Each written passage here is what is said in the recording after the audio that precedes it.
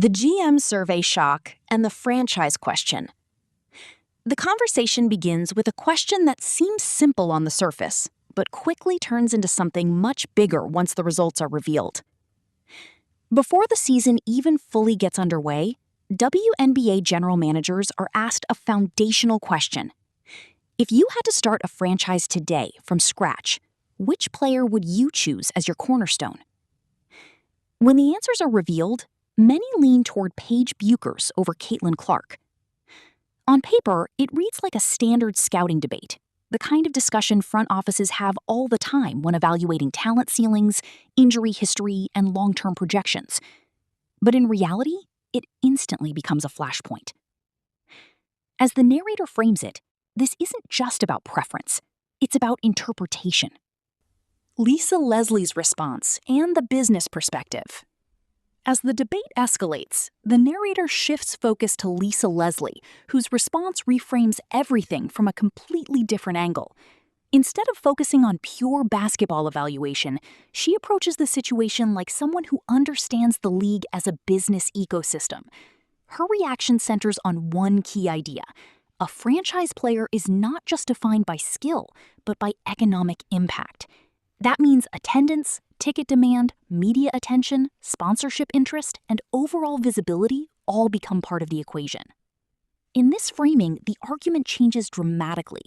Leslie doesn't dismiss the talent of other players, including Paige Bueckers or established stars like A'ja Wilson, but she emphasizes that franchise building is ultimately about revenue generation and sustained growth.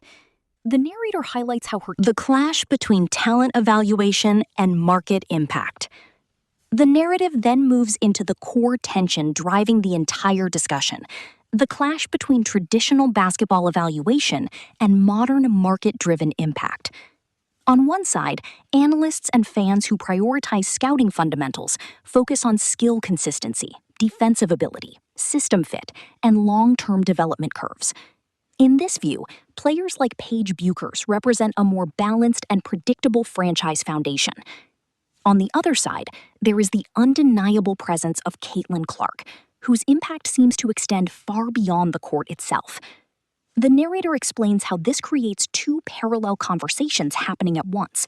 One conversation is about who can execute within a structured basketball system at the highest level. The other is about who can influence attendance, ratings, and the visibility debate. The discussion then shifts into the tangible world of attendance numbers, television ratings, and visible fan engagement. The narrator describes how the presence of star players is often linked to spikes in ticket demand and broadcast viewership, with Caitlin Clark frequently positioned at the center of this conversation. Reports and fan discussions highlight increased attention around games she participates in, both at home and on the road, leading to the broader narrative that her influence extends beyond traditional box score contributions. However, the narrator also explains that this is where interpretations begin to diverge sharply. Supporters view packed arenas and elevated ratings as direct evidence of her transformative effect on the league. Critics, however, are legacy, hierarchy, and the Olympic debate layer. The narrative then expands into another dimension of the controversy: legacy and international representation. The discussion around whether Caitlin Clark should have been included in Olympic considerations introduces a new layer of complexity, where performance, experience, and hierarchy intersect. Established figures like Diana Taurasi are often referenced in this context, representing a long-standing tradition of excellence and leadership within international basketball. The narrator explains that this part of the debate is not just about current form, but about institutional trust and continuity. International competition often prioritizes chemistry, experience in high-pressure environments, and familiarity with systems that have been built over years. From that perspective, decisions can appear conservative or resistant to change, even if they are grounded in stability rather than exclusion.